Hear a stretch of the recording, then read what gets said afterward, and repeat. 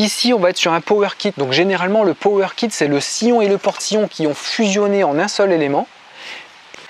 J'ai fait mon nœud à ce niveau-là. J'ai plus qu'à enfiler et mettre la réserve. Bonjour à tous, c'est Mathieu. Bienvenue dans cette nouvelle vidéo sur Carpodrome FR. Carpodrome FR, c'est partageons la passion de la pêche, une passion qui m'anime depuis tout petit et c'est pour ça que je vous partage tout ça, toutes ces vidéos, toutes ces playlists autour de la pêche en eau douce sur Carpodrome FR. Aujourd'hui, vidéo montage, comment monter un élastique gros poisson, donc taille de 1,6. On n'est pas dans de la pêche en carpe au cou, nous sommes sur la playlist pêche au cou. Par contre, en pêche au cou classique, nous pouvons évidemment faire de très beaux poissons et de très jolies pêches. Quand vous êtes sur un étang où il y a pas mal de tanches, faire des pêches de tanches, c'est juste ultra agréable. Quand les brèmes rentrent et que vous ne décrochez pas, parce que c'est toujours terrible, on les perd d'une manière gênée de façon classique, il faut les rappeler, les faire revenir. Et bien on peut faire de très grosses pêches, même si la brème pour beaucoup de pêcheurs est chiant avec son mucus, ça reste génial de réussir à faire 5-6 plateaux d'1,5 kg à 2 kg.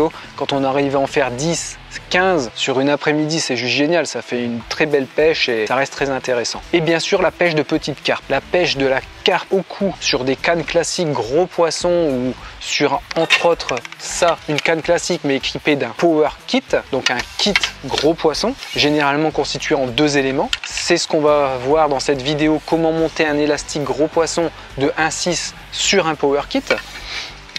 Eh bien ça permet de prendre beaucoup de beaux poissons, des petites carpes. Votre power kit pour la plupart des cannes va pouvoir encaisser un élastique de 1,6 à 1,8.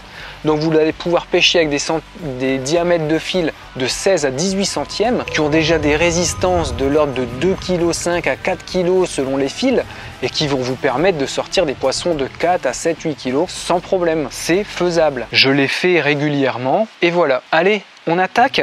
Pour gagner un petit peu de temps, donc comme il y a déjà des vidéos montage d'élastique classique, vous avez peut-être été les consulter ou je vous la mets là dans le coin, montage d'élastique en 1-2 sur une canne au cou avec un sillon et un porte-sillon. Ici on va être sur un power kit, donc généralement le power kit c'est le sillon et le porte-sillon qui ont fusionné en un seul élément et pour avoir plus de réserve de puissance on va équiper du 1,4 mais généralement du 1,6, du 1,8 en diamètre d'élastique. Et bien on va aller choper le 3e élément qui est en fait le 2e sur un power kit et c'est là-dessus qu'on va venir mettre notre fixation, donc ici un cône par exemple Drenan. Je vous ferai des vidéos, une vidéo spécifique avec les types de fixation d'élastique qui existent, mais là c'est pas l'objet. On est vraiment dans comment monter un élastique de 1,6 sur un power kit, donc c'est parti. Notre cône avait été pré-coupé, défini pour venir se fixer ici.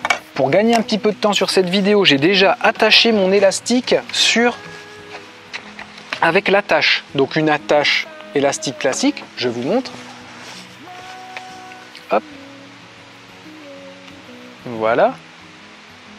C'est là-dessus que vous allez enfiler votre ligne, vous refermerez et en dessous on a notre connexion avec l'élastique qui est juste un nœud de fixation là-dessus et vous remettez votre stop, enfin votre blocage pardon.